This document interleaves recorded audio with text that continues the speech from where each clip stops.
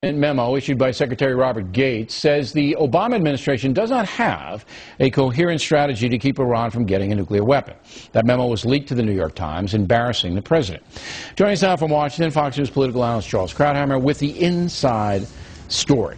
All right, so many of us, including you, for almost a year, maybe even longer, have said, look, the United States has got to have a plan B if the sanctions don't work. And the sanctions aren't going to work, I don't think.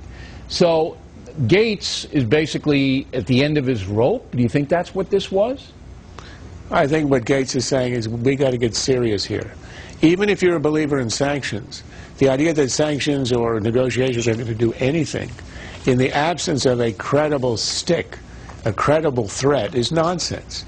And this administration has sort of almost ostentatiously stayed away from any discussion of a military attack.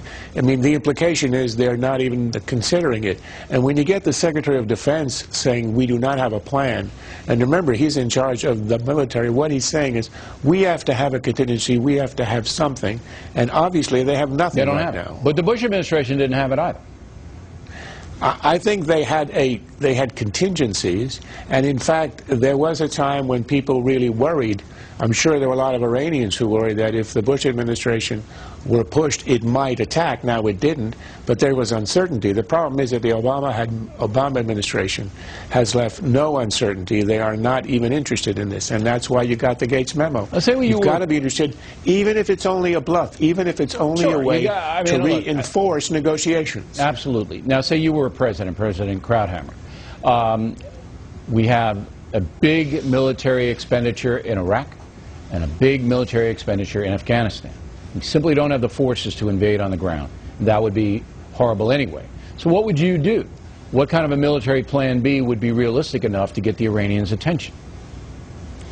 Well, the one that would be obvious would be an air attack, but it wouldn't be a one-shot, one-day deal. It would be a series of attacks, like a two-week campaign, the kind that we had in a much easier situation, of course, in Serbia. But if you unleash the U.S. Air Force with our carriers, you unleash our cruise missiles, and you unleash our capacities from the bases nearby, you can do a lot of damage. And you return, as we did in Iraq, as we attacked in the early days of Iraq, we can do a lot of damage. But the question the President has to ask himself, and it's stuff that you and I have no access to, is what do we know? Do we have enough intelligence? Do we know where their stuff is hidden? They have spoken about a second uranium enrichment to place.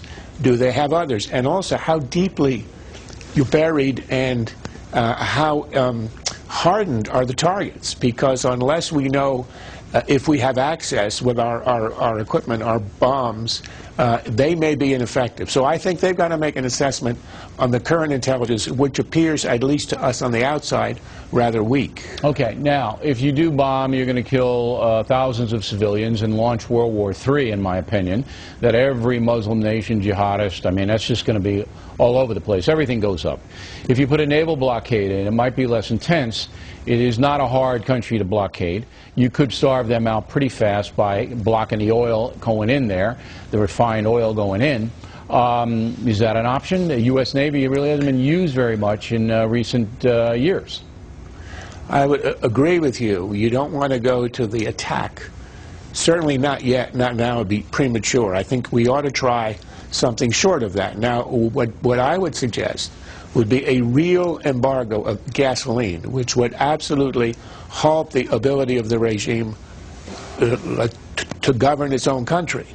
And remember, this is in the context of a country where last June we saw a popular uprising, deep roiling discontent against the regime, economically incompetent and oppressive.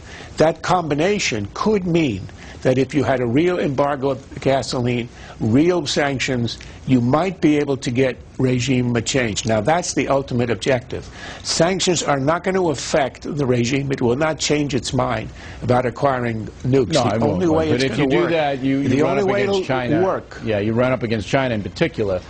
But I think the only China is not going to run an American blockade. I can assure you of that. I hope not. That's the way I would go, at least on a contingency basis.